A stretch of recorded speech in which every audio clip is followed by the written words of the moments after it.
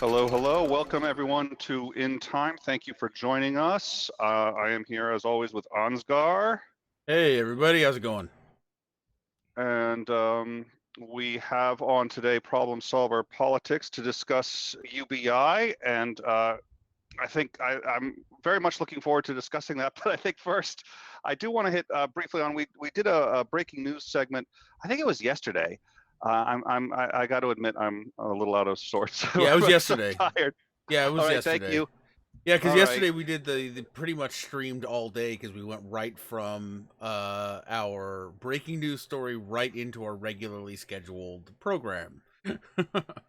And then somebody who shall remain nameless suggested that we do an after show, and then it was just sort of like, yeah.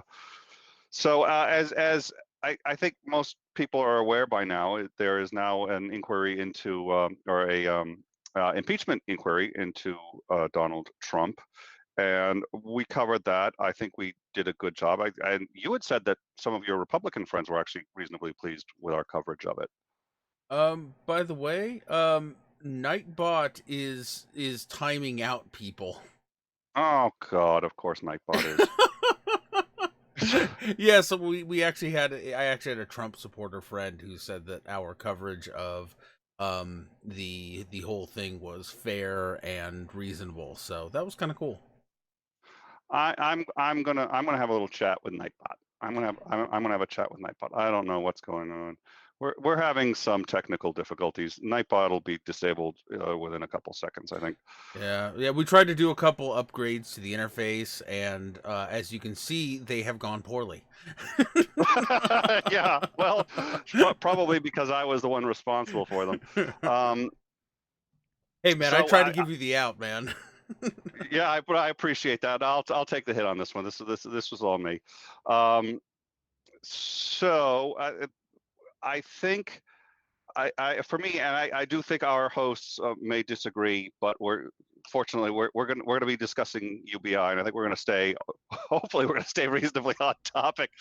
But to me, it does feel a little bit like the sort of Watergate era, where it's like all these things are coming out, and even a number of Republicans are now calling for um, either an investigation or saying that this is troubling in one way or another. And Republican senators, which is where it matters most. Republican members of the House, it's not quite as important, but when senators start calling for it, that means something. And Mitt Romney, who has obviously never been a huge Trump supporter, he's saying we shouldn't be banting around the term impeachment, but he's also saying that this is really quite serious. So what we have now is, and we have put it's on our Twitter feed. We've put up the whistleblower, at least the unclassified version of uh, the unclassified version of the whistleblower report is on our Twitter feed. The classified version has gone up on Ansgar's Twitter feed. So Well, if of anybody course, wants yes. to let the NSA know that Ansgar's Twitter feed has Now, just so you know, all of the redacted stuff I just filled in with my imagination, so take it with a grain of salt. But yeah, I'm never yeah. wrong about So these things. he's well, and I'm sure there's a couple of violations of the Espionage Act there, but we'll you know we'll I'm sure Ansgar's lawyers will take care of it. So the two biggies are, of course, so there was a phone call on, oh my God, now July 25th, and in that phone call, the president urged the Ukraine president, or sorry, the Ukraine president to reopen an investigation into Joe Biden's son. And this investigation had been closed. They found absolutely nothing, and President Trump was insisting that the investigation be reopened, apparently solely for political motives. There was no evidence that he had done anything wrong. There was an investigation had been closed. Trump didn't have any extra knowledge or intelligence on this. He was just saying, "We'd like you to reopen it." And there was some allegations of a quid pro quo, but even if there wasn't, this is still interference in an election, and it still is extraordinarily serious. And what happened was all records of that were removed from all of the drives for the White House staff, and it was moved to national security drives and considered to be elevated to national security status. Now, what makes that interesting is you can do that if it's a national security or intelligence issue, but in this case, it wasn't. It was being done to for political reasons, to protect a political agenda. A whistleblower who, as of yet, nobody knows who it is, but my guess is we're going to find out reasonably soon, filed a report and said that he was deeply concerned, and that in fact a number of people in the White House were deeply concerned by this. The whistleblower accurately retold the phone conversation and appears to have accurately expressed concerns of many people in the White House, and that report got buried, which is illegal, and the Justice Department was told not to forward that report to Congress, which is also illegal. As of this moment, it looks like Congress has the report. A summary of the phone call, not the verbatim phone call, but a summary of that phone call has been released by the White House. The redacted, unclassified version of the whistleblower's report has gone public, but it, all in all, it actually seems to me to be quite serious. And again, sort of feels like the pre-Watergate days where there's seems to me to be significant evidence of a crime. Now, yeah, there's been evidence of a crime before and nothing's happened about it. So maybe I'm being optimistic, but it does feel to me to be different. I think I'm certainly a little less optimistic than you are, but you know, we'll see what happens. All right. Well, so, and we'll what I think we may do is have a panel discussion on it next week and bring in some experts to discuss. And we'll see what happens. I mean, so far it's actually a rapidly changing situation, so we look forward to bringing you guys up to date. But until then, what we do have is right now we have Problem Solver Politics on to discuss UBI and what it is, what the goal is of it, and whether or not UBI is A, in general realistic and doable, and B, whether or not it's doable in the United States. So Problem Solver Politics, welcome. Hey, how you doing, man? What's up, guys? Hey, what's we're going on? good. Well, actually, give me 1 second. I should have set this up earlier. Look. There we go. I don't know why I didn't think about that. There we go. We're both on now. So there we go. Yeah, while he's setting that up, I gotta say, dude, Ansgar, I'm so excited to talk to you. Like, your mother is a beautiful woman. That name just makes me think we're about to battle. You know what I mean? and something is about to go down. Because let me tell you, like, you've got an amazing advantage, all right, over Nicholas. See, if somebody says like, oh, dude, you pissed off Nicholas, man, Nicholas is coming to get you. Psh, I ain't worried about no Nicholas, man. Yeah, no, man. that name does not instill fear. Dude, you said something that pissed off Ansgar, son of Odin. Whoa. Now it's about to turn freaking 300 up in here. All right. Cody's rolling his eyes. That's what, and no. See, that's why when everybody comes on the stream, they fuck with Nick, because you know, it's the name. Yeah, it's the name. It's the name. It's the name. Yeah. Well, and the top hat. Well, you know, or the lack thereof, I should say. Anyway, yeah, let's dive in, guys. What do you want to know about UBI? Well, first, actually, why don't you tell us about yourselves and tell us a bit about your channel and what it is that you guys do. Oh, geez. Cody, you want to attack that, or should I? I can do it pretty probably succinctly.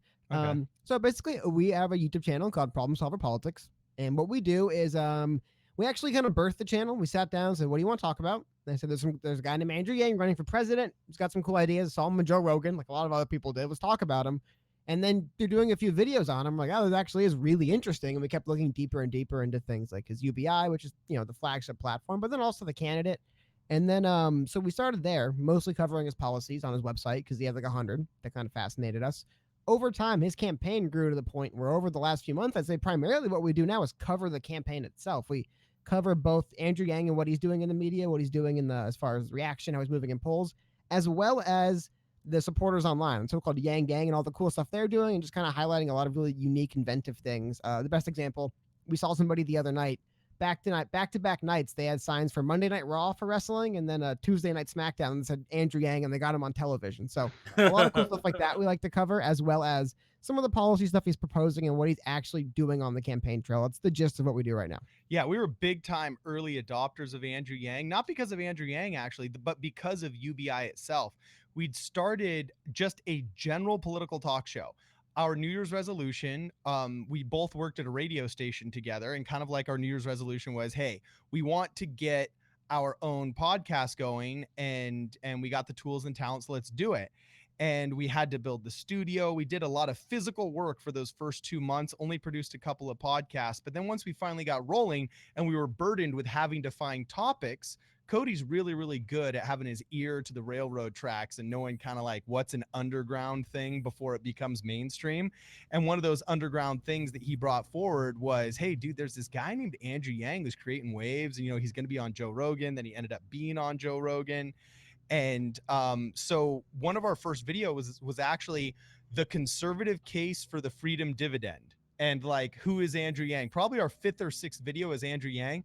And we found ourselves in our search for interesting and revolutionary topics. Because what are you going to do? I'd be a right-wing radio show that covers Trump. There's 5,000 of those.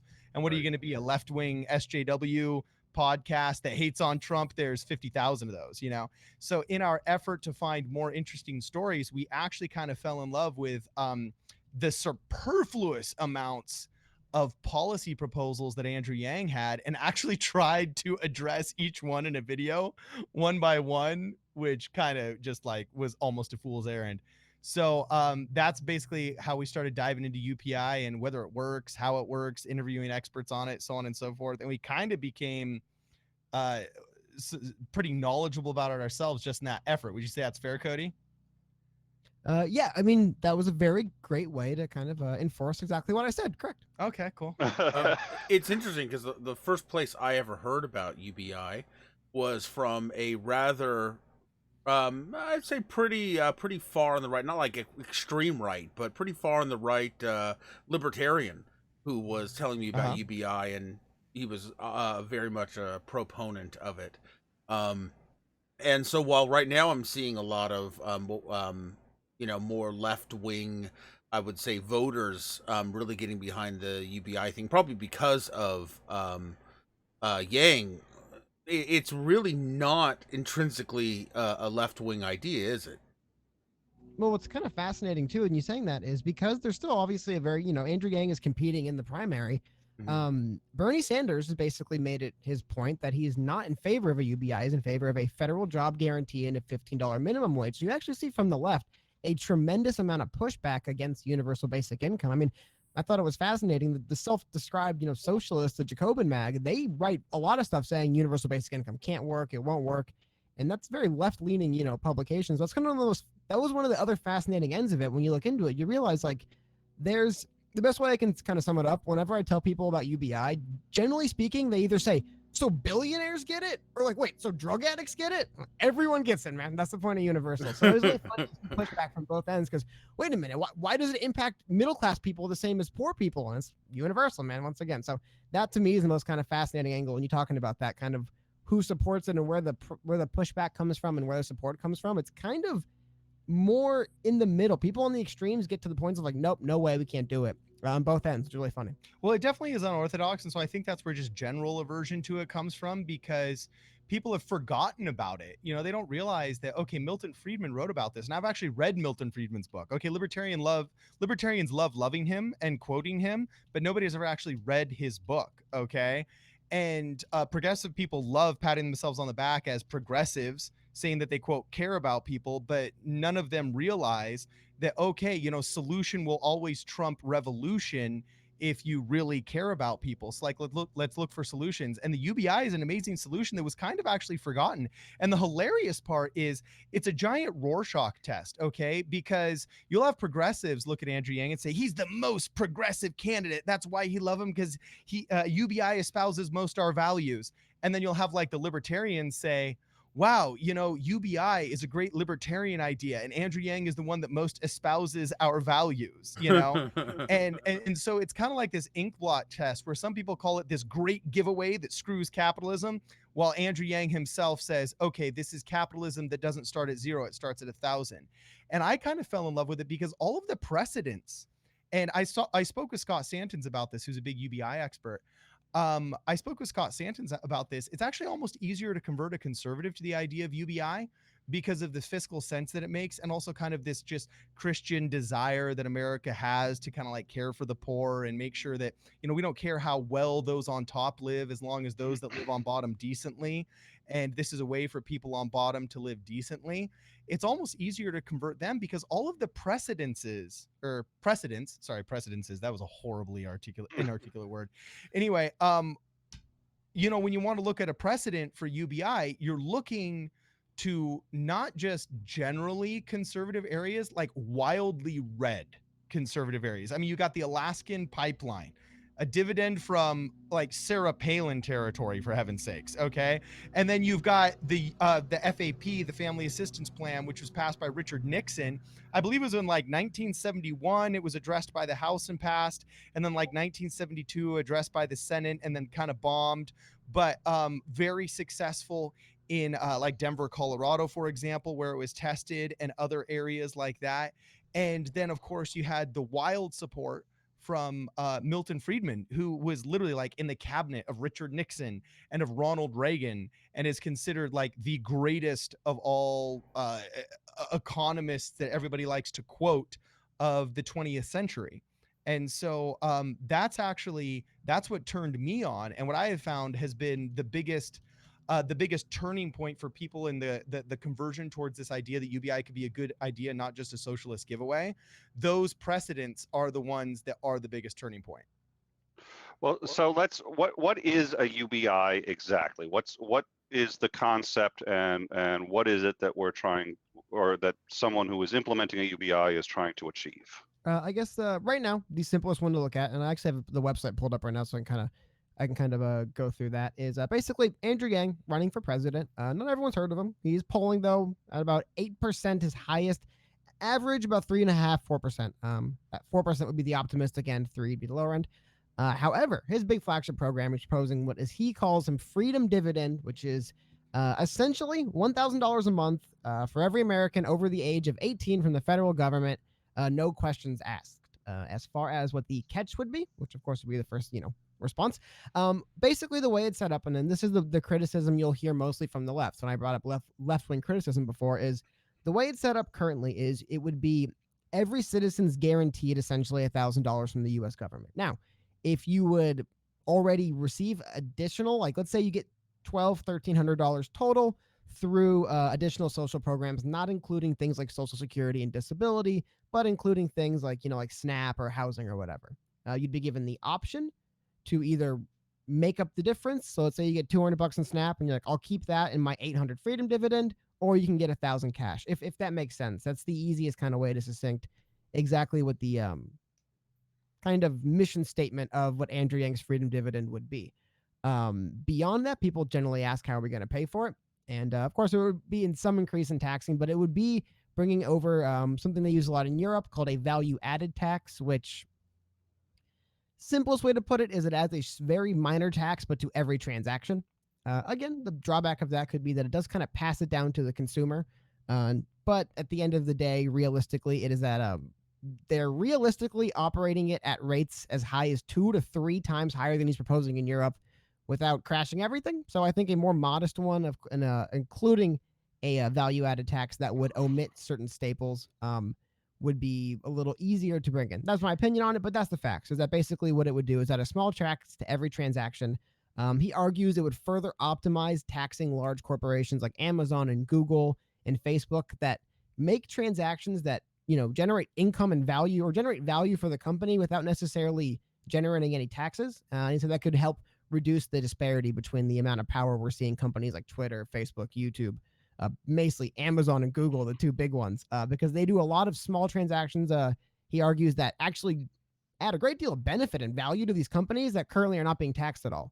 And you factor that in with you do what Google does, you move the headquarters to Ireland. We're an Irish company now, we pay no taxes. So all of that stuff included is how it would work. I think that was probably a little bit long and confusing, but please, anything you wish me to elaborate on, or Cardon, please let me know.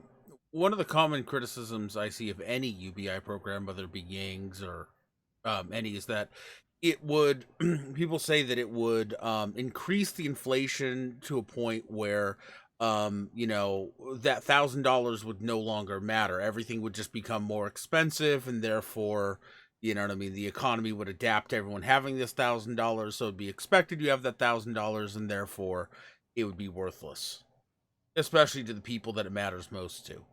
Well, I think a little bit of that is like, yeah, there'd be some small inflation, right? I just would argue, I would say worthless would be a bit extreme of an end of it. What would probably happen is maybe after taxes, valuing in inflation, what you take home is closer to $700 instead of 1,000, or maybe 500 instead of 1,000. That definitely has some value. So I totally push back on the inflation idea, and I want to see the science behind that, because everything that I've seen of economic science would actually suggest that prices would lower in some regards. Housing could be hit in a way that pricing might fluctuate when all of a sudden landlords are aware of the fact that there is the possibility of a much more guaranteed income. And income toward housing is one of the things that like really does not get skipped. It was this idea that mortgages will never get skipped and can never be defaulted that led to everybody investing in all of the bad bonds that were basically mortgage backed in 2006 and 2007. You know what I'm saying? That caused the crash of 2008. So, I mean, yes, there is a chance of inflation, but compared to what? Where we're at now? I mean, we're inflating our currency insanely already.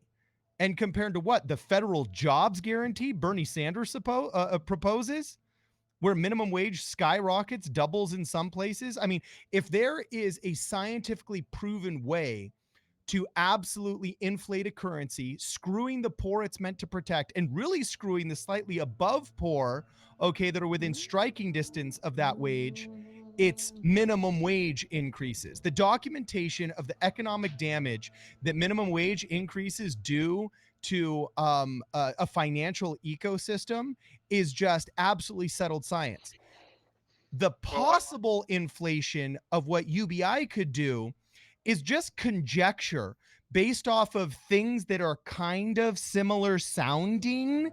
And anybody that's honest about UBI will tell you, we don't know, because it's never been done on a widespread scale. We've had failed attempts in Mississippi where, a bunch of previous welfare recipients in the lowest bracket of the economic spectrum received a bunch of UBI and it tanked. We had a small study done. Well, but the argument would be that's not UBI. The whole part with UBI is exactly and that's the argument, is it's not universal. And then we had a study done in Norway where it kind of tanked. Yeah, well, look at Norwegian culture, look at Norwegians' aging demographic, look at their entrepreneurialism, the amount of patents that come out of that country, so on and so forth. And you're really not even comparing apples to oranges, you're comparing apples to almonds. And then we have all these other successful examples, like in Namibia. We have successful examples in Denver, Colorado. We have successful examples in, for example, Alaska, where everybody says, if you're handing out all this money as a government, everybody's going to stop working, right? No effect or widespread effect on the amount of hours that anybody chooses to work is affected by the Alaskan oil dividend or by the Denver, Colorado UBI experiments that were done in the late 60s. In fact, there was only one demographic where hours worked did go down, and it was the one demographic where all of us can universally agree we want their hours to go down. And it was single mothers that had children at home, and they were opting to spend more time with their children at home. And as we know, the formative years of a child are basically what keep them out of jail and costing us more money later. So whether it's from a sociological perspective or an economic perspective, you want to have parents in the home more. So those single parents would stay at the home more. And then you had all of these other anecdotal evidences that were for UBI. In fact, there was a specific example where there was a woman who, upon receiving the UBI, decided to work about 10 to 15 hours less per week, and she supplemented what she got in the UBI for not working those hours at her job. And instead she went to night school, studied criminology, graduated, and ended up becoming like the city's coroner because of the UBI. All right. So I don't see any data that suggests, I know Scott Santons is against this as well. I can see why it makes people bristle. I can see why they might have that concern initially. But when I say, show me the settled science that says this will cause inflation for sure, And there, you can't really do it. So we all have to admit that this is kind of an economic leap of faith. Whereas federal jobs guarantee, yeah, you want to tank an economy and you want to put us into the Bolshevik Revolution in the 1930s? Yeah, let's have a federal jobs guarantee. Good idea. Why is the federal jobs guarantee going to cause inflation? Because basically everything that is bad about minimum wage, destroying jobs, basically making job creation and job giving or employment giving a completely centrally planned function. You know, everything bad about central planning and minimum wage now becomes national policy. That sounds like an absolute recipe for what? Disaster.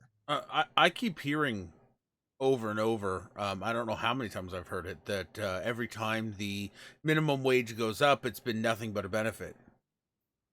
Yeah, from who? Bloggers that make money off of it? Show me any data. The purchasing power of the dollar goes down. Hold on. And also, it's really important to talk about in what sense, because in some areas, they had a minimum wage that was stagnant for so long that, yeah, man, a slight increase would be a major boon. But I think at a certain point, there is a number.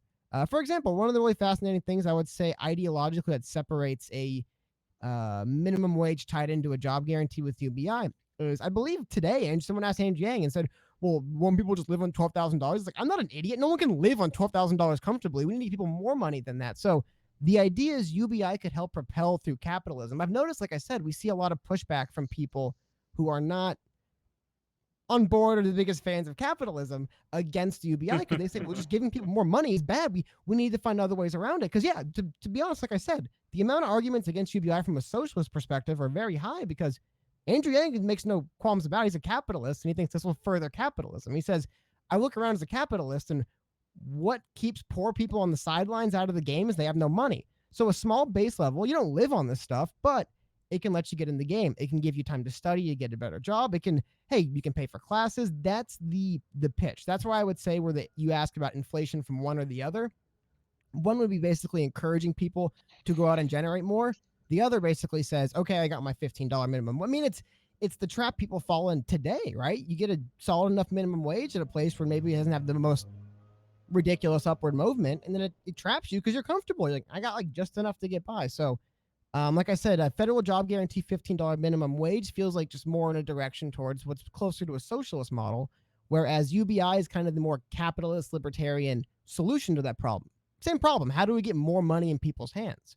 One says just give it to them and let them do something with it. The other says we'll just kind of mandate a bracket, because I don't want to get too far in the weeds unless you guys want to get into it. But what kind of frightens, I think, both of us about the idea of, the idea that the state basically says, here's your money and your job. Some people say, awesome, the state says the money in my job. And some people say, oh my God, the state, you know what I mean? So it really comes to a matter of perspective there. And like I said, for me, just the perspective and the idea of the government saying, here's some money, go out there in the capitalist, world and try to do something with it is a lot better than here's your job, here's your money, man. You work for the government now and you get basically, because when you think about it, if there's a federal job guarantee, it's probably going to be banded into hours, right? And there's a minimum wage for it. So you just have different bands of people. I'm the person who works 40 hours a week, $15 an hour. That's basically my UBI from the government, but instead of being universal, it's contingent on my employment for the government. Does that make sense? That's where I think the question of like the inflation boils down to very similar levels. I would just say UBI would encourage more capitalistic participation. I always say, people say housing inflation. If UBI gets passed, I'm going to get a bunch of money together. I'm going to build a bunch of apartments that cost $1,000 a month, because now anyone who gets UBI, all they have to do is make the extra money to live, and their UBI goes to my rent. And you can say that could cause inflation. If I could find a way to provide a solid apartment for $1,000, like the capitalist solution is, how do I encourage people to give their $1,000 to me? Not how can I just raise prices, but how could I say, hey, you got more money to buy stuff? Like I said, you will see discounts. Let's say UBI hits the 8th of the month. Go to Best Buy 8th of the month, man. Go on Amazon the 8th of the month, and stuff will be cheaper because they know everyone's got money. Give me your money. I can actually say that living in areas where a lot of people were on government benefits, there were absolutely stores that would do just that. They would know when the benefits would hit, and they would have different sales and things like that. Yeah. So market competition, right? Like that's like the capitalist angle. And UBI you have makes more to look sense, at and this. socialist less, I would say, is the big divide. answering your question about whether UBI is better than $15 minimum wage is very similar to, for example, is it better than welfare? And let's take a single mother, okay? All of us agree single mothers need help and we want to help them, okay? If we're giving her WIC, for example, and food stamps, let me tell you, in some of these places, it's all right. Okay. But in a lot of places, these suck. I've had employees, I've had dear friends that have on WIC and on food stamps. And there's all kinds of bureaucratic nightmares that happen with these. I remember there was one year where the only protein that was offered in WIC and on food stamps was peanut butter. And literally, I had one of my employees that would come to work with jars and jars and jars of peanut butter. And he'd say, I'm allergic to peanuts. You know what I'm saying? But this is the only protein I can get from WIC and from my food stamps at the place where they give us food. So does anybody want peanut butter? And you have to think, okay, there's a bureaucrat that's running that $300 payout that's getting $75K a year, who's got a supervisor that's getting $125K a year. And if you actually look, it takes the government about $1,000 to get that $300 to my employee that was on WIC, right? Wouldn't that employee who's got a wife and 2 kids he's trying to feed and everything like that, and they qualified according to the criteria in California, which is like $60,000 too. I mean, you're living like royalty in other states while you're on WIC in California, all right? Which stands for Women, Infant, and Children. I don't know if it's a program that is in other states as well, if you got listeners in other states, but it's basically a food stamps program here. Wouldn't his wife be better served with the government just cutting out the bureaucrat that runs WIC, the supervisor of the bureaucrat that runs WIC? And instead of having that $1,000 that only 300 trickles down to her in a food pyramid that's unbalanced and doesn't include protein, wouldn't the government be better off just giving her the $300 directly? We would all save money in taxes. And chances are, with $300 cash, she could go to a local supermarket and purchase a much more healthy and much more nutritious meal for her children and do a better job raising her children and be less economically stressed. So that there's no, the people that suggest these big programs of federal jobs guarantee and federal foods guarantee, the people that bite on those are taking a hook, bait, and sinker because they think, the government can do a good job. But no, they can't. They're only really good at 2 things: creating huge war machines that defend us, okay, and overpriced ones at that, okay, and writing big checks. So if the federal government's going to do anything, it either needs to be fueling a war machine that keeps other people from attacking us, okay, and writing checks. That's it. Because everything else they don't do well. We have 13 different means-tested federal housing programs. Yet here in California, we are swimming in homelessness. Okay, so they can't do anything right other than write checks and defend us. So let's make a welfare program that's better for the recipient and easier for the government. And that is UBI. And now this mother, instead of just receiving what the centrally planned government gives her and becoming malnutritious through a government proxy, okay, let's let her make good decisions for her and her children. And let's let the supermarkets compete. And let's let them figure out, hey, we got about 1,000 people around here that receive this this food stamp money. If we could develop some kind of maybe package deal that gets delivered to their house where it just costs the amount of that food stamp, we could all of a sudden start competing, and it would be lower price and better food supply, and everything good about capitalism would kick in, and we would shed everything bad about socialism that we should have learned in the 20th century. Well, so let me ask you, you had said earlier that this would help be paid for with a value-added tax. Would it also maybe be paid for by reducing at least some welfare programs on the notion that it's superior to welfare programs because, for example, if you have a welfare program where you're receiving a certain amount of unemployment, but that unemployment, say, vanishes past a certain level of income, where the UBI does not vanish past a certain level of income, would that be preferable? Would you still have certain welfare programs? How would this work with other welfare programs? Oh yeah, of course. I mean, a big part of where the money's going to come from is from rediverting money from other things. People always ask, what's the realistic chance that UBI gets passed? And I say he has to get by federal jobs unions, because there's going to be a lot of businesses in the federal government right now that oversee some benefits distribution that will be shut down. The idea being, I don't know if superior is the word for it, but the idea being just maybe a more direct way of saying, well, if you need $300 a month for housing and $150 for food, additionally on top of your income right now, how about we just make it 1,000 total, because you can do that as well. The only time you'd be giving something up is when you are currently receiving more. Now, there's a lot of confusion and discussion about what would happen with, for example, things like Social Security, disability, things like that. There has been, I would say, the bottom line from the Andrew Yang campaign about his particular freedom dividend is that it would stack on top of things like that. Yes. Veterans benefits, things like that. It's mainly going to be focusing on some of the largest, kind of like the really big housing benefits, food benefits, and a few other really large ones that could probably just be wrapped up into a general $1,000, but things on top of that will remain on top of it. If that helps. Like I said, there's a lot of confusion, a lot of weird information out there. All I could say is what I've best heard from Andrew Yang himself about what he's proposing with his freedom dividend is it would stack on top of things like this, like Social Security, disability, and something else I'm forgetting, some of the big, government programs. However, when you look at some of the smaller ones that probably affect a lot of people on smaller levels, they say the average recipient of welfare in this country, it's closer to $300, $400 a month than $1,000. So the average person will receive a boon, if that helps answer your question.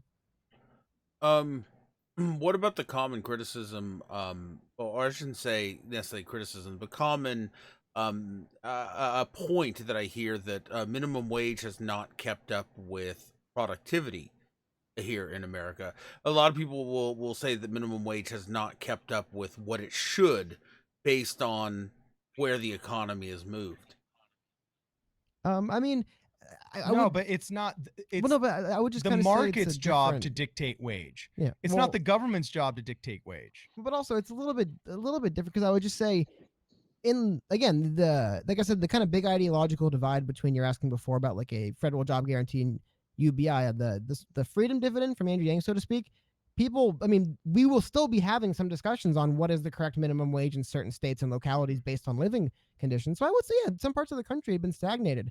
I could tell you out here in California, where we live in Los Angeles, minimum wage is almost $15, depending on the size of the company you work at. And yeah, but also living here in Los Angeles, that's not enough to pay rent. My point exactly. I live in a. I'm just gonna say I live with my wife in a covered porch. Literally, they took a balcony and put a single panel ceiling and some walls on it, and that costs us over $800 a month. Yeah, it's an absolute joke. And why does it cost you $800 a month? Well, Because centrally planned California hyper-regulates building. That aside, and there's no starter homes. The argument, exactly. But if we had UBI, okay, all of a sudden there would be an economic incentive for developers to make starter homes. But right now there's not. Trust me, I do. Question: would $1,000 a month help your situation right now? Right? Like, that's kind of the question where we say, hey, everything in the economy we're not removing everything the way the economy works. Just if everything was right now, you had the income you're making right now from wherever you're employing plus $1,000, would it help? Right?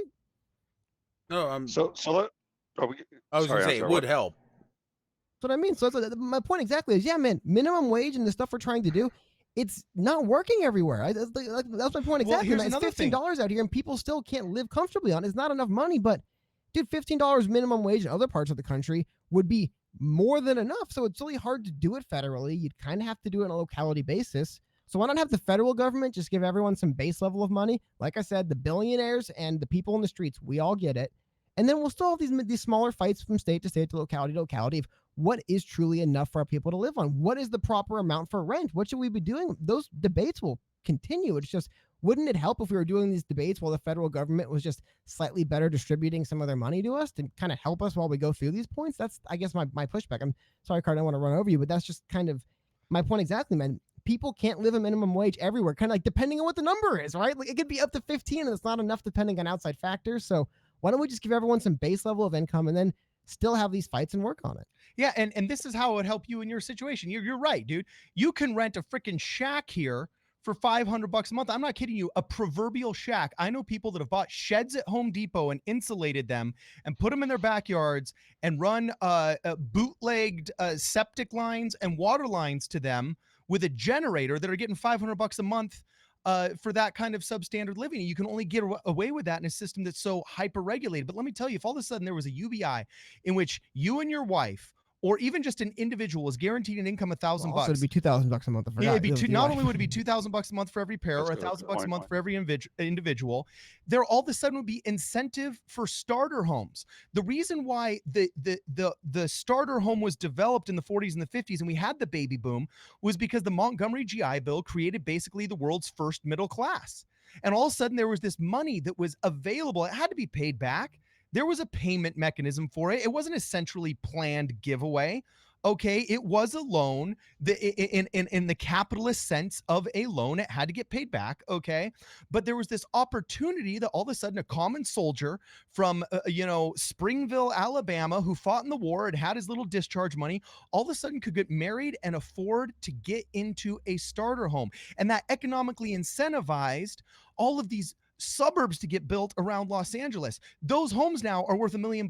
Why? Not because they're awesome. They're dumpy little 1,000 square foot boxes. They're barns built in the 40s, with lath and plaster on the walls. But because we've now hyper regulated everything, it's only worth it for developers to make high-end Justin Bieber $40 million homes so he can compete with Kim Kardashian and overlook her pool in Calabasas, or else building Section 8 housing or projects that are funded by the government where there's a profit margin. There's absolutely no room for the middle class or the little guy because we've economically disincentivized and gutted their purchasing power. And a federal jobs guarantee ain't going to give them purchasing power. It's going to put more purchasing power in the hands of the bureaucrats that run the program and the crony capitalists that run the corporations that are in cahoots with them and lobbying for their dollars. What actually puts purchasing power in the hands of purchasers is actual money itself. And if you do the math, okay, we spend just federally, there's 126 different welfare programs federally, okay? And those welfare programs give out about 600, as of last year, it was 668 point something million. Basically, almost exactly to the decimal point, 2/3 of $1 trillion. Sorry, I meant to say $668 billion, okay? 2/3 of a trillion would be 666.66666, right? So 2/3 of $1 trillion goes just from federal welfare.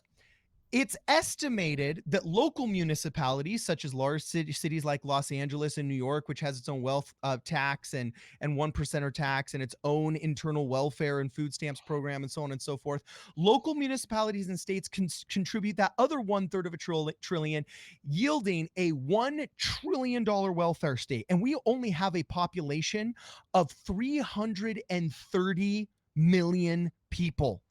About probably 200 some odd million of that are adults. If you divided up and just pulled a Utah had a big homelessness problem, and their bureaucrats and their bureaucracies weren't taking care of the problem. They were spending a lot of money. And so finally what they decided to do was they cut out the bureaucracy. They literally liquidated their Department of Homeless Affairs, and they took the money they had allotted and they literally just started writing checks for the homeless. And the guarantee was, we'll give you a house, and the only contingency for your house and your universal basic income, okay, is that you see a psychologist if you need one. That was it. One contingency. That's it. You got to deal with your demons if you got them. And that was the only problem. And it virtually cured homelessness in Salt Lake City and the state of Utah. If we did the same thing just for our welfare state, and we took the $1 trillion that we spend on welfare and just eliminated bureaucracy and said, you know what? People are better at making their own decisions than the government is making them for them, as evidenced by our failure to house Americans, our homelessness, our opioid epidemic. We're just gonna just take all this welfare and we're gonna write a check to every able-bodied male. There'd be more than enough for $1,000 a month. In fact, there's estimates between $5,000 and $6,000 a month for every able-bodied adult. Imagine how much better job a mother who's trying to fight an opioid addiction in her son could do with $5,000 to $6,000 a month than some government bureaucrat who doesn't give a crap about her son. Imagine if rehab agencies had to compete for success rates over rehabilitation. How quickly the opioid epidemic would get resolved. But no, right now, what are we doing? Oh, we're blaming Big Pharma and trying to fight for minimum wage? What? That's not going to work. I want solutions, man. I don't want things we pat ourselves on the back with, because that doesn't cure her son's opioid epidemic. That doesn't cure your $800 shanty that costs $800. In Utah, $800 gets you a 5,000 square foot house. You know?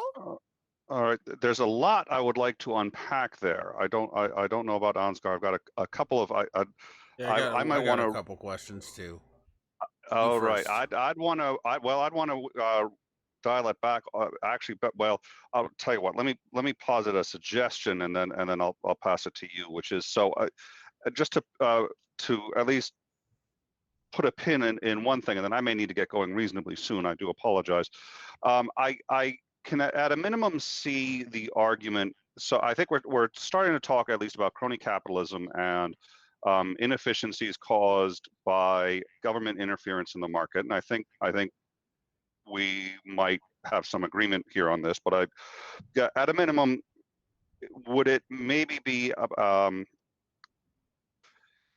when you increase the minimum wage, that money does have to come from somewhere. The corporation that has to pay that minimum wage, you're not increasing their bottom line. You're not increasing their revenue. So they still have you have now increased their expenses, in particular in human resources, without increasing their bottom line. So they're going to have to cut somewhere, and usually they're going to start cutting once again in human resources to try to balance. They're going to cut across in different places, but that's going to be one place. So yes, minimum wage goes up, but the number of jobs goes down. Not always proportionately, but it is going to happen. No, actually, it is going to be reasonably proportionate, but not 1-to-1. So presumably, this would get around that problem. You would be giving everyone a base income without having the problem of reducing the number of jobs, which you might get by increasing the minimum wage. However, again, this would have to come through taxes. The value-added tax might decrease the number of jobs, but still, if you had the UBI, you could still spend longer trying to get a more ideal job or get better educated, so you could do better, and that would increase the strength of the labor pool. Is that roughly a fair summary? Yeah. I mean, Thank you. I would just say that the simplest way to put it kind of is like, yeah, in the job market, the potential employees have more influence in the market. They say, dude, I get $1,000 a month, so you can't offer me crap and I don't have to take it. In a way, it could, again, in like I would say like the furthest most positive scenario, it would lead to an increase in wages. But I would say ultimately that would kind of help combat the idea of people pressuring wages down, because they could just say at a certain point, if you lower wages to a certain point, I can either say, fine, I'll take it, but I'll work like 2 or 3 hours a day, maybe 1 or 2. It's not a bunch, but I get, you know what I mean? As a potential employee seeking employment, you're like, well, I have my $12,000 a year already, which, like I said, to be fair, realistically, you want to talk slight inflation, taxes, stuff like that, maybe get closer to like 600 actual, but still, I have money in my account every month. So when you go to seek employment, it isn't whatever you give me, please, I have nothing. It's, well, I get something right now. So you gotta maybe give me maybe perhaps a better thing. Now, it's people always find interesting ways to get around how things should work all the time. I'm not going to pretend that isn't true, but I would say it's a fair way of putting it, is that employees now, when they're in the job market, have more value already, because they say, I'm already worth a certain amount of money per month regardless. You have to give me something that entices me to work. And then one reason ostensibly that this isn't going to increase inflation is because they're actually going to be the people who most need this money are going to be spending it. So the wealthy who are also getting this money, they may be keeping it, but as a percentage of their income, it's a phenomenally small percentage, and it isn't impacting the economy.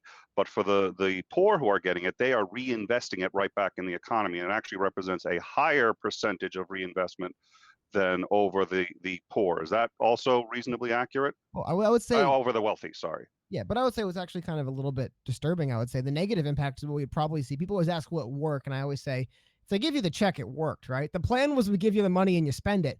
The only problem is, will we see things like like I said, I could see predatory retail moving into low-income communities. People who normally just didn't have that extra money in their pocket to make these stupid, frivolous expenses people shouldn't be making. It would just increase the amount of preying on people like that, where they would go and say, hey, you know that phone you couldn't use to afford? It's 35% off and you have $1,000 in your pocket right now. That is, I would say, the downside of it, perhaps. But realistically, yeah, I mean, the money's going to be back in the economy. Also, again, I would say in a kind of preferable scenario, but in the realm of possibility, you could almost make a little cottage industry out of getting that $1,000 a month diverted to charities from wealthy people who don't need it. And you could say, hey, look, you obviously have more money than you need. Why don't you just take the money the government's giving to you and give it to us charity? Or I think that could be almost a cottage industry that springs up. People are like, hey, like, I guess really it kind of the most I've seen in debating this is it depends on your mindset when it comes to a capitalist. So to me, I think it's so many capitalist implications. Like I said, industries arise of just how do I get that $1,000 rediverted to me? It's going to be in how many people think. Like they have it. How do I get it? And I think, like I said, we might see people saying nonprofits sprouting up, basically built around the idea of targeting wealthy people and saying, hey, why don't you just divert? You know, it costs you nothing. It's your freedom dividend. It just comes from the government. It's basically like a tax write-off for you. Why don't you just do it? It's a no-brainer, right? I think we could see something like that happen. Or, like you said, they just sit on it and it doesn't make much of a difference to them either way. And hey, now I can go golfing one extra weekend a month because I'm rich and whatever. You know what I mean? That's also happened. Yeah, when pulled. Oh, what's that? Was it? Jen Morgan said citations, Nick. Jen, he wasn't presenting a position.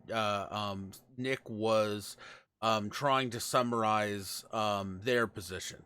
Just wanted to clarify. Yeah, although I get pushback often when I say, look, the reality is, and if a corporation has to spend more money on anything, absolutely anything, that money is going to have to come from somewhere. The people who the CEO isn't going to take it out of his own paycheck. He's just not going to do that. He has the choice to do that. He's not going to. Neither's the board. Oh, so no, actually, he is, and I know this because I have, and it affected me. I mean, I have survived 7 raises of minimum wage, both from LA County and federal and state. Okay. And if you have contracts with the city, there's a city minimum wage if you're going to hold contracts with them, because individual municipalities can. So, I mean, I have had in previous businesses up to 20 or 30 employees that I have hired, and I have seen firsthand the detrimental effects. And there are good capitalist men out there like me who will skip their own paychecks. To this day, I have not, me and my father have not paid ourselves still to this day our December 2016 or December 2017 checks, because we wanted to make sure that our guys got a little tiny bit of a Christmas bonus that we could afford that ended up coming from our checks. And when the Bush tax cuts were gone and the payroll tax went up and then the workers' comp increase happened, our paychecks were directly influenced. In fact, in results of minimum wage and hyperregulation, my pay has actually gone down about 4 to 10% over the past year and a half, even though my company has grown about 20%.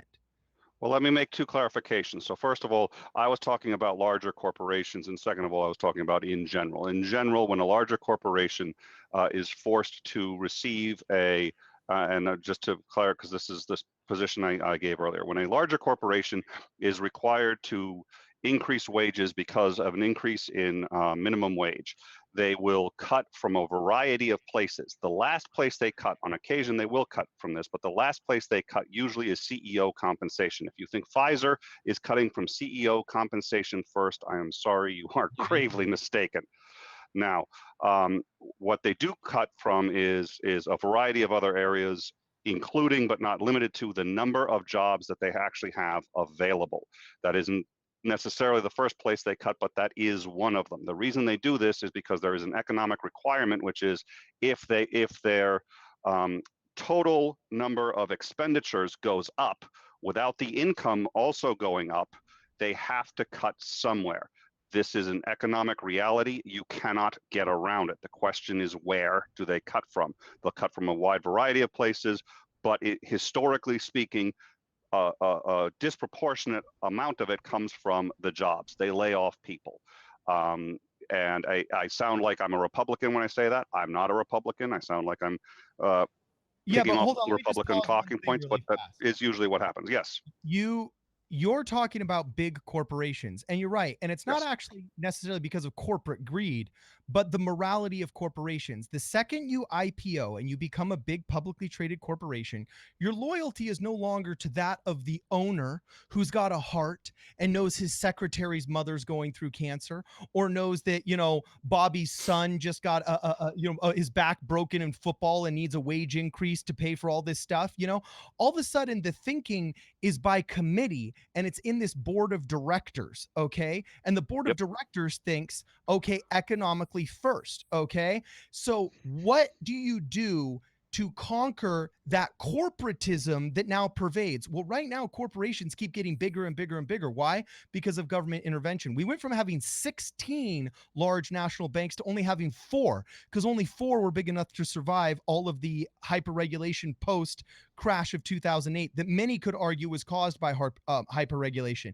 The only way to defeat a large corporation is never through legislation. It's either through a bloody revolution that nationalizes it, like Maduro and Hugo Chavez did in Venezuela, or by competing against it. And what better way to create 1 million little coffee shops that can compete against Starbucks than by putting $1,000 a month, hopefully $2,000 or $3,000 a month, into the pockets of coffee aficionados worldwide? What better way to compete with CNN and the garbage they peddle, and MSNBC and NBC shutting off the mic of Andrew Yang and the spin that they peddle, than giving time and energy to In Time, who now has shaved off 957 viewers from CNN? I was going to interrupt you to make another point, but frankly, I'd lay it, brother. Just keep going. Just, you got as much time. Well, hold on, because I just want to. I was asked for citations, so okay. I was quoting the reality. It's an economic reality, and if somebody wants citations, but the reality is, one of the things that's going to happen if you increase the minimum wage is the large corporations are going to cut jobs. It's not going to be a proportionate cut, but that is one of the things that's going to happen. So I was just dealing with that, and I think there are ways to combat that. But I was asked for citations on that, so that's why I was dealing with. Ansgar, were you going to say something? And I got about 5-10 minutes, and I got to go. I have two things. One, I wanted to go back. Let me get both things out, and then go ahead and address them. I want to go back first to when you talked about the GI Bill. I think one of the major successes of the GI Bill was not necessarily the money that it gave people, but you had an entire generation of young men who were getting free education, who had access to higher education. And I think that was a huge boon for both the economy and industry. The second thing is, you said the only way to defeat a corporations is not through regulation, is to basically outcompete them. But I would argue that during the Industrial Revolution, when the progressive movement was born, it was born because oligarchs basically controlled everything, and it was almost entirely unregulated.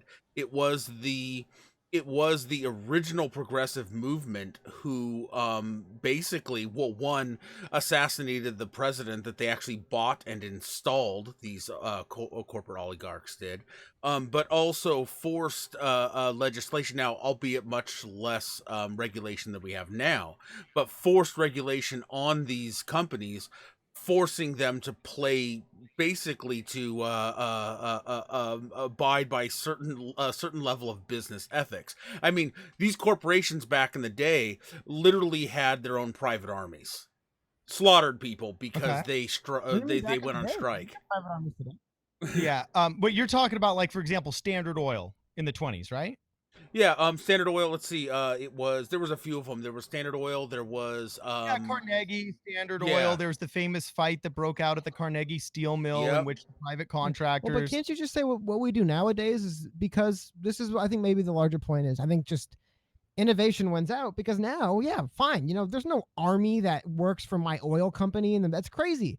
We just have a contract with a military firm, and they provide security for our, you know what I mean? Like, that still exists. They just found a way to get around legislation in a way where it's like, I don't pay anyone. I pay a guy who oversees a security firm, and the security firm provides much needed important security for my company, which realistically means I have guys in Jeeps with guns driving around patrolling my oil fields in the Middle East. You know what I mean? Like that stuff still happens, right? So I would say that the notion is you can legislate away a thing, but if I own a company and I want military to back up my company overseas, well, that's overseas, not here at home. We'll get it done. Well, I believe his point is saying, okay, well, we need good regulation because back in the 20s, companies weren't regulated. Oh, okay, you're right. There was very little regulation back in the 20s. But I consistently get this. And this is why I really wish I'm not a business lover. Business is just a necessary evil in my life that gives me the money that I need to spend time with my wife, my family, my children, and to talk politics with Cody in our studio. Okay. But in my entrepreneurial spirit, I've had to learn a lot about business and the hyper regulation thereof. And for some reason in America, we think that just because one thing went wrong, it must be because we're like the 20s and there's no regulation. Dude, I'm here to tell you, brother, there is no industry in the United States of America that is not wildly hyper-regulated. I used to own a pest control company.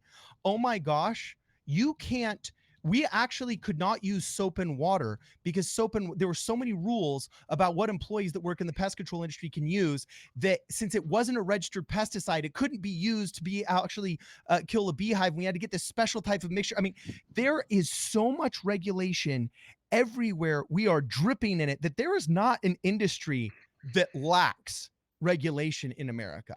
In fact, a huge tipping point happened in the Obama years. This is something nobody talks about and why the bias in the media is so destructive. I'm not here to tell you, oh, Obama's a communist and he's a secret, whatever. You know, this isn't that guy that's saying, hey, get off my lawn to the young kids that are running on his lawn. All right. But I am here to tell you some really bad things happened in the name of goodness under Obama. And one of them was, it was the first time in American history where the majority of U.S. citizens were receiving state benefits of some sort.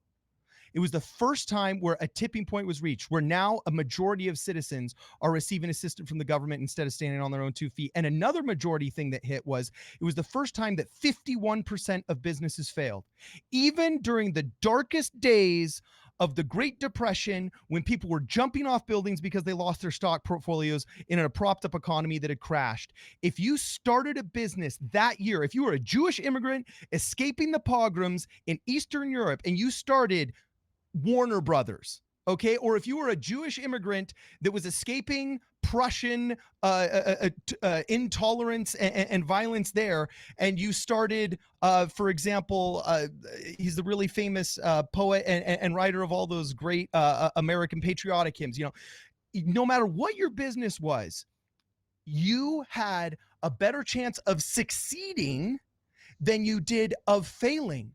But now, because we literally hyper-regulate everything, businesses have a better chance of failing than they have of succeeding. And you want to talk UBI, immigrant communities that came to the United States of America had a UBI. It was called Small Business Ownership and Startups. In fact, many of these, I shouldn't call it UBI, but the best chance they had out of poverty was starting a micro business that would become a macro business that would pull them and their communities out of poverty. None of those companies could get started again now because of the regulation that we have. In fact, now you want to start a pest control company, you need $150,000 in a year to be able to live off of savings. That's a huge barrier to entry for some guy that used to work for Orkin that has a good idea and wants to start his own company. Man, now if you're an immigrant, gosh, you're fresh off the boat from having escaped violence in the Middle East and you're a Syrian immigrant and you want to provide for your family. You used to be able to go to an immigrant community, start a business, live off that business, sacrifice 20 years of life, and provide a decent home for your children. Now, you can't do that. You couldn't start a pest control company now. You'd need an investor. Who's going to invest in a refugee? So it keeps them poor. It keeps the poor poor. These programs, these federal job guarantees, they keep the poor poor. Whereas what does not keep the poor poor? Economic freedom and cash. So why don't we just give them economic freedom through deregulation and cash? Sure, there will be some tragic examples where companies take advantage of it, and they should be shamed by the media into submission through public relations. And other than that, the net the net effect in the positive will drastically outweigh the net effect in the negative, and UBI easily could be part of that. I don't see personally why Republicans and conservatives and libertarians don't embrace this more wholeheartedly and kind of view it as this like socialist thing because they hear the word giveaway. All right. So I'm going to need to bail. Ansgar is going to keep going in my absence, but I do have now two things. So first of all, we are simulcasting to the GDC, and I want to thank the GDC for joining us. If the GDC also wants to get regular updates and our breaking news, which isn't always on the GDC, they can come find us on youtube.com/intimeshow. And that's where the mainstream is, but we also enjoy simulcasting to the GDC. We have a couple questions on that side. You can also, the link to the super chats are on the top of the GDC and in the comments section on the GDC and on In Time. We have a couple of comments here. The two comments are actually a third comment. So let me ask these and then I'm probably going to start going. So the first comment, and then maybe you can just handle them in order, but one of them ties into just what you were saying. One is, are you guys neoliberals and or objectivists, followers of Rand, or just sort of Austrian school economics, any of the neoliberal economic schools? Two was just a comment. The problem with UBI is, and this comes from Messenger Reveals, the problem with UBI is putting additional money into the hands of those who don't have financial acumen or education, is the essentially throwing it away. Low expectations. Yeah. It will make the homeless problem worse. They are going to need guidance, and what they really need is individual treatment, structure, healthcare. Like people that didn't want to desegregate schools or let black people have jobs. I just want to say, as a poor motherfucker, I am sick of the fucking stereotype that we don't know how to manage our money. I knew there was going to be. This is why that one came. That question came 20 minutes ago. We don't want them stealing our jobs and taking our chickens. I've got to be fair. That question came 20 minutes ago, and I saved it until I was about to fail because I was like, I want nothing to do with it. I'm going to be gone by the time. So you're a dick, you know that. I love you, but you're a dick. Know that. Thank you. No, I realized you don't get any money ever. In fact, we have to take your money from you. You don't know how to spend it instead. We'll figure something out. I don't know. So there's what would you classify yourselves as economically? Are you neoliberal, objectivist, Randian? Are you just capitalist, whatever? That gem, and then also, what is your opinion on the repeal of Glass-Steagall? And with that, Ansgar, if you want to, I will be bailing, but I'll be listening for a few more minutes. But you can go, Cody. I apologize. I've talked way too much over you. Okay. But thank you all, and look forward to seeing you guys. I got answers if you want answers, and I love talking Glass-Steagall Act if you want. But anyway, thank you everyone for on, man. Great seeing you. Take care, man. Yeah, see you, pal. Thank you. Nice to meet you guys. You know, take care, man. All right, cool. So I guess if you want to get really quickly into, I guess I'll probably go first on this one because I don't have a whole long answer. Economically, as far as I would say there's no particular school I would say I subscribe to economically. For the most part, realistically, I'm still, I'm not going to say I'm an economist or anything, but I guess, I'm kind of a skeptic capitalist, to be my own words for it. I like capitalism. I think it's really good. I think like anything, it could be anything when it gets to its furthest extreme becomes an absolute miserable nightmare. I want to avoid that, but I still definitely believe if everything I've cursorily read into, capitalism seems to be the system that allows for the highest level of success for everyone. There's still, it ain't perfect, so whatever you call that. I'm sure Cardon is a much more flowery answer than me. But to me, the nice thing about capitalism is that because it's a very adaptive system, you can plug in other economic modules here and there to adjust. Of course, like it seems to be the one where it's like, like that's the best way of putting it. Exactly. You can have a mostly capital, like what we have in this country, pretty big capitalist system, but then there's still some social welfare programs and stuff like that. It's a lot harder to have like a full top-down socialist state and then be like, but we're also going to have some capitalism here. And you know what I mean? It's harder to work one into the other than it is. So that's, like I said, capitalism, I think just allows that leeway to work really effectively. Like anything, at its most inefficient and arguably at its most efficient, it could become a nightmare land. But as long as we prevent both those things from happening, it actually can work pretty remarkably well. And like I said, Cardon, I'm sure, has a much more book learned answer than mine, but that's what I would say. Actually, I don't, Cody. Oh, cool. And I've refused to answer the question. Oh, wow. And the abstention. Yes, abstention. The reason why I refuse to answer the question. Voting present? Is that your answer? Yeah, I'm voting present. I would just say yes. No. The reason why I don't is because the second people hear, oh, are you a Keynesian economist, or are you a neoliberal, or are you a libertarian, or are you this or that, then they can either dismiss or adopt your ideas based upon the label instead of the substance. I love you right now. Yeah, I want your viewers to think about UBI on the merits of how it will help the people that they want to help. Will it help them and their family? Will it help the poor if they have a genuine care for the poor? Will it help the addicted? Will it help the downtrodden? Will it help the wealthy? Will it help the entrepreneurs?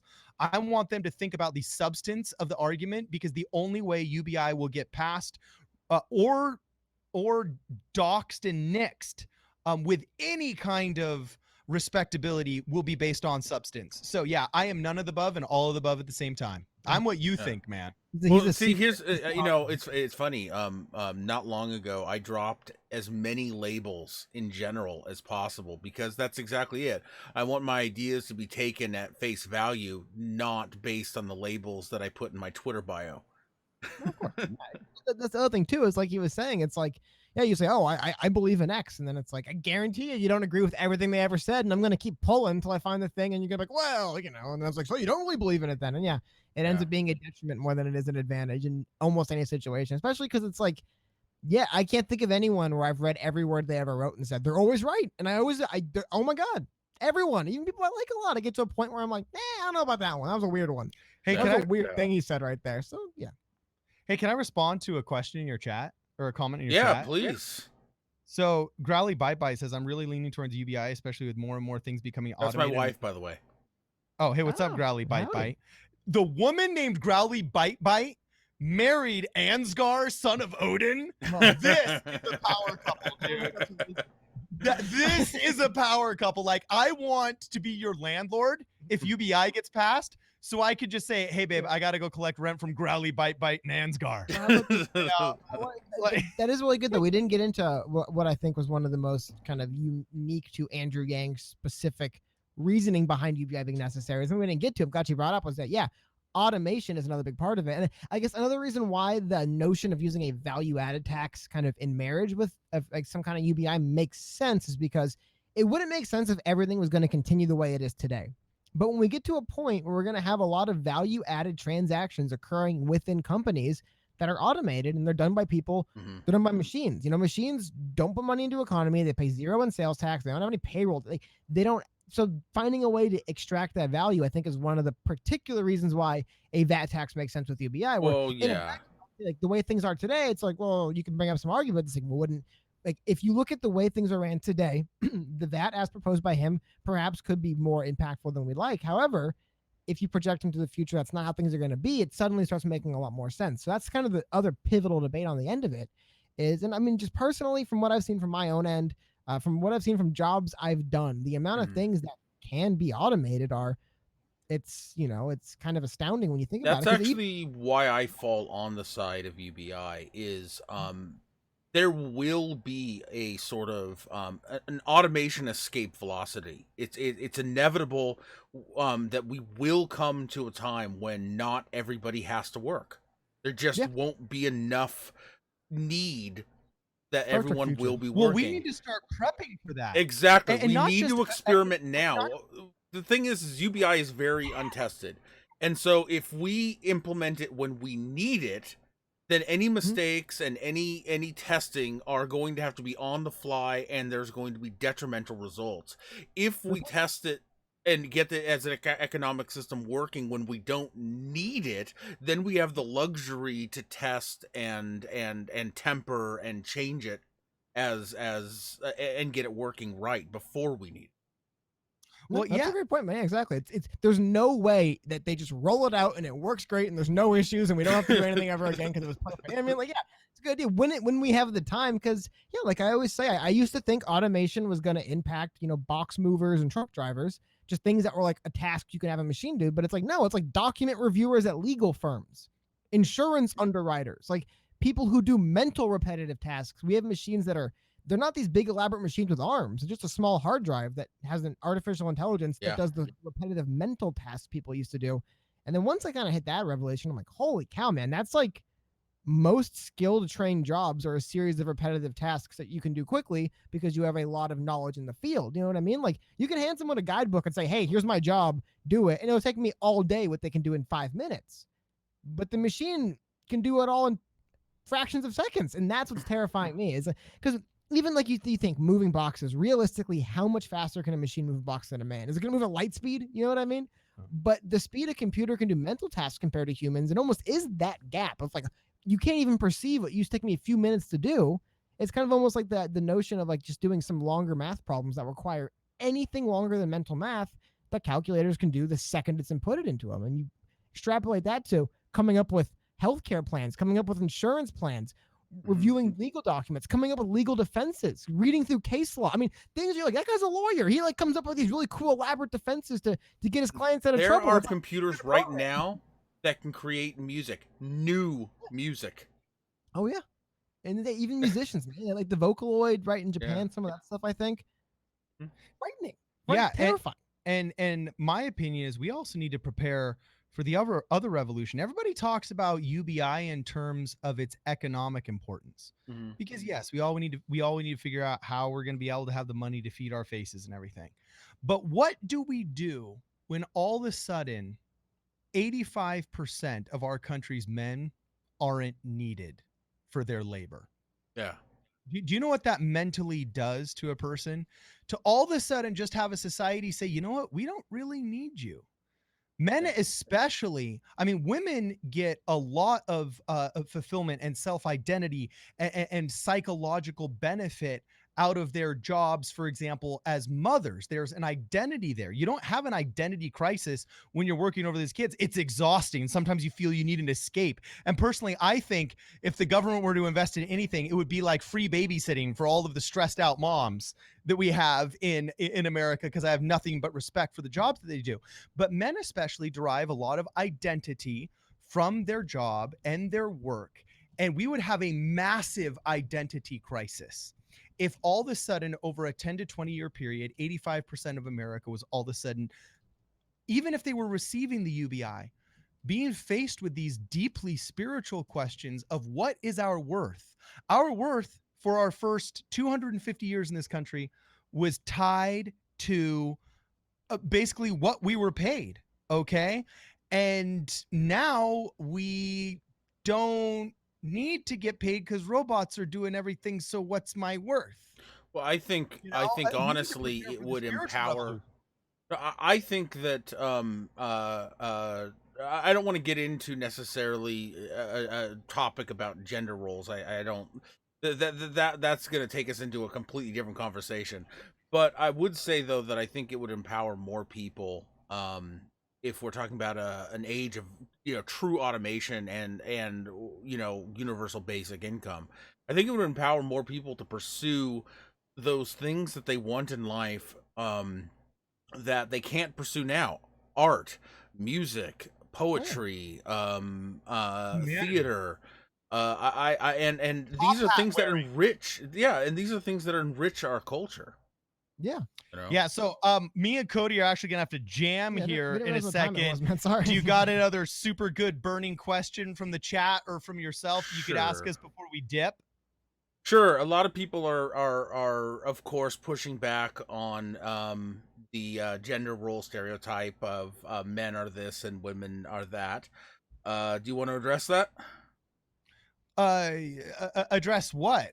Well, they're saying one person saying that all of that is because of traditions that have outlived their usefulness. Another person said, "Oh, no, as a man, I don't agree with what he is saying." Yes, gender studies, feminism, garbage. I mean, the reason why a lot of these traditional gender roles were developed was out of physical necessity. I mean, one of the most liberating things, part of women's liberation in the 60s, was the fact that the pill was developed, and all of a sudden we had a way of controlling this vicious menstrual cycle that was making it difficult for some women to work or for there to be consistency in employment. There was, of course, this women naturally gravitated. It's the reason why there's more women in nursing than there is in for example, Navy SEAL sniper school, because women, no matter how they're studying, this is science here, okay? This isn't the garbage you're taught in the blogs.